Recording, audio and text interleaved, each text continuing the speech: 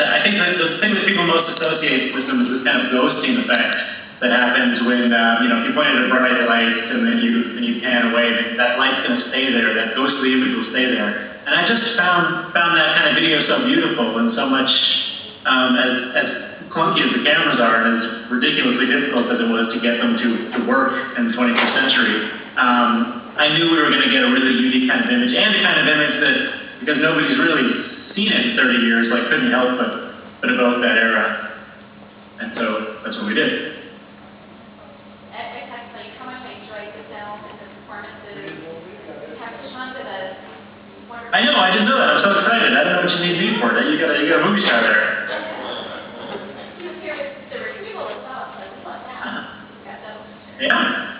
One of the things I love about performances in your films is that you capture every reaction, you know, naturalistic, all that kind of stuff. And I was wondering, is it improvisational? How far into the script are you sticking to? And then are you working with non-actors as well as professionals like Sean? And what's that like, that process on set? Sure.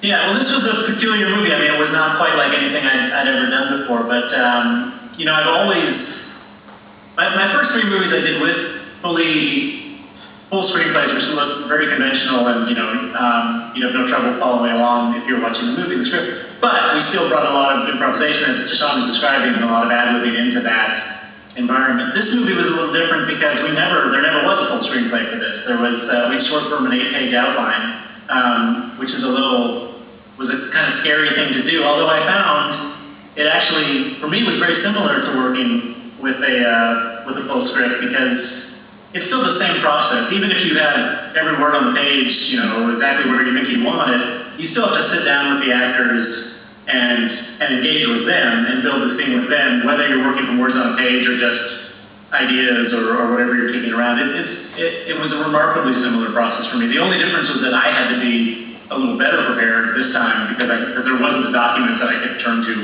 when I ran out of ideas.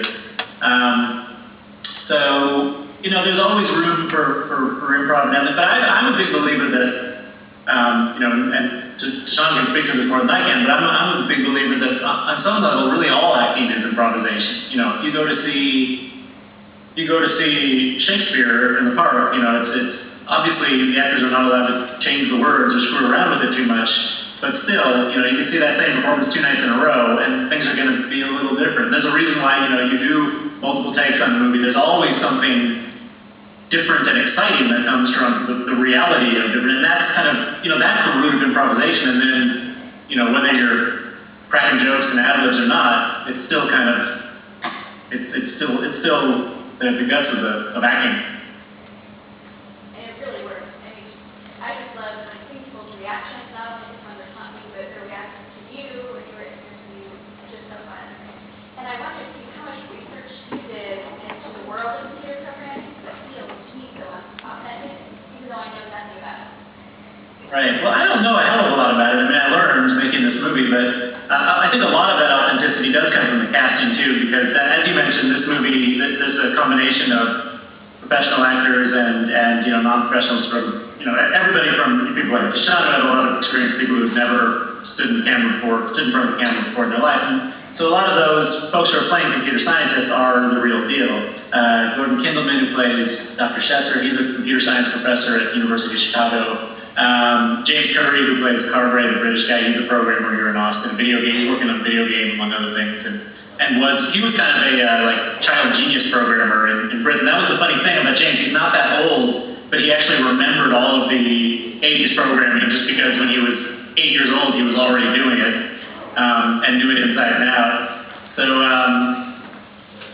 So I knew that, and that's part of why I didn't write a full screenplay, is because, you know, I did as much research as I could and learned as much as I could about the topic, but I was never going to have real depth of knowledge.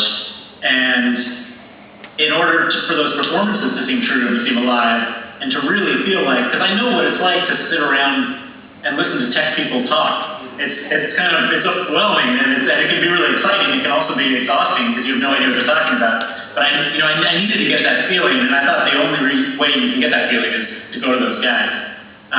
And not to say that everybody in the movie is a computer expert, but we had plenty of computer experts around, and they brought that juice, and I just did my best to kind of know just enough to know what to tell them to get them to bring it. So any questions in the audience for Andrew or Sean? Yes. There seems to be a real tension for you